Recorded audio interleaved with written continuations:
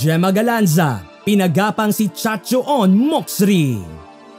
Mga kahampas, isang nakakagulat at nakaka-excite na laban ang nasaksihan natin ngayon sa ikalawang leg ng Southeast Asian V-League 2024. Ang ating Alas Pilipinas ay sumabak kontra Thailand, isang kupunan na kilala sa kanilang bilis at lakas sa court. Pero ang labang ito ay hindi lang basta ordinaryong laro dahil may sorpresa si Coach George De Brito. Hindi ang usual starting players ang nagbukas ng laban. Sino nga ba ang mag-aakalang ibabangko muna ang mga top guns tulad ni Gia Morado de Guzman at Alyssa Solomon?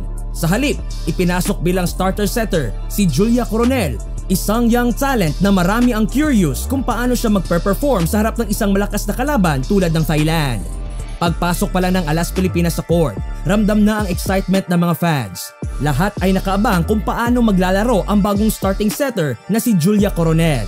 At hindi nga sila binigo. Sa unang bahagi pa lang ng set, ipinakita ni Coronel ang kanyang maayos na ball distribution na nagresulta sa balancing opensa para sa Pilipinas. Ang bawat palo ng bola ay tila sinusukat, maingat na ipinapasa sa kanyang mga spiker na parang nagmamaniobra ng isang orkestra.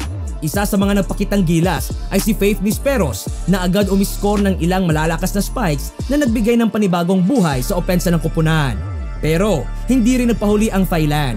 Kilala sa kanilang disiplina at galawan sa court, agad nilang sinagot ang bawat puntos ng Pilipinas. Sa kalagitnaan ng set, tila napagpasya ng Thailand na hindi dapat madikit sa kanila ang score ng Alas Pilipinas. Dito na pumasok ang kanilang big guns na sina Moxrie at Kongyot. Ang bawat spike nila ay tila apoy na dumaan sa depensa ng Pilipinas. Baon kung baon at walang sinisino. Sa kabila ng mga solidong atake ng Thailand, hindi basta-basta bumitaw ang Alas Pilipinas. Pero tila masyadong malakas ang momentum ng Thailand. Kaya naman, napilitan na si Coach De Brito na ipasok ang kanyang mga star players. Pumasok sa court si Gia Morado de Guzman, ang queen ng precise sets, at si Alyssa Solomon, ang towering spike na inaasahang magbibigay ng stable na opensa. Nang makita ng fans si De Guzman at Solomon, ramdam mo ang pagtaas ng energy sa arena. Alam ng lahat na hindi pa tapos ang laban. Pero hindi lang doon nagtapos sa mga sorpresa ni Coach De Brito. Pinasok din niya si Gemma Galanza bilang service specialist at dito na nagsimulang umingay ang buong court. Tila nakasentro ang atensyon ng lahat kay Galanza, lalo na nang makita kung gaano ka-consistent ang kanyang mga serves. Pero ang highlight, isang strong back row spike na tila bumiyak sa depensa ng Thailand at nagpagapang kay Chachoon. Agad nag-hype ang buong Pilipinas sa ginawa ni Galanza na parang nagsilbing alarm clock para gisingin ang buong koponan. Subalit, kahit anong effort ang ipinakita ng Alas Pilipinas, hindi na napigilan ang momentum ng Thailand.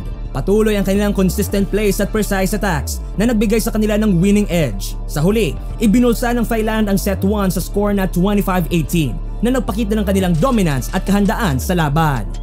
Sa ikalawang set, tila lalo pang umigting ang laban. Agad na ipinakita ng Thailand ang kanilang dominance. Wala silang sinayang na oras at sinimulan nila ang set na may flawless offense. Ang bawat atake ay parang hinubog sa perfeksyon na parabang choreograph ang bawat galaw. Walang solusyon ng Alas Pilipinas sa mabilis at precise na galaw ng Thailand. Sa gitna ng set, ipinasok na ng Thailand sina Wipawi at Fanatia at agad nilang ipinakita ang kanilang gilas sa court. Ang bawat spike at block nila ay nagdagdag ng pressure sa depensa ng Pilipinas na lalo pang nagpalayo ng agwat ng score. Pero hindi basta-basta sumusuko ang Alas Pilipinas. Ipinasok na rin ni Coach De Brito sina Belen at Galanza na nagdala ng bagong energy sa kupunan. Nagpakawala ng sunod-sunod na atake sina Belen at Galanza na nagbigay daan para maitabla ang score sa 18-all. Ramdam ang tensyon sa bawat rally at umasa mga fans na makakabawi na ang Pilipinas. Subalit sa huli, ang Thailand pa rin ang napakita ng composure. Tinapos nila ang set na may score na 25-23. Pinapakita ang kanilang kahusayan sa critical moments. Sa huling bahagi ng laban, ipinakita ng Thailand ang kanilang tunay na lakas. Ang kanilang great connection at solidong depensa ang naging susi para tapusin ang laro. Bawat set ay mas lalong nag-shine ang kanilang teamwork, mula sa flawless sets hanggang sa matinding floor defense. Hindi nagawang makahanap ng solusyon ang Alas Pilipinas sa bilis at husay ng Thailand, na hindi lang nagdepensa ng mahusay kundi nagpatuloy din sa kanilang relentless offense. Sa huli, nakuha ng Thailand ang panalo. Ipinakita ang kanilang superiority at kahandaan na dominahin ang Southeast Asian V-League 2024. Gusto mo bang kumita habang nanonood ng paborito mong sports? Mag-register na sa 1xBet gamit ang ating promo code HAMPAS kung saan magkakaroon ka agad ng 12,000 bonus. You can cash in and cash out through GCash and Bank. Ano pang hinihintay mo? Mag-register na at mag-enjoy!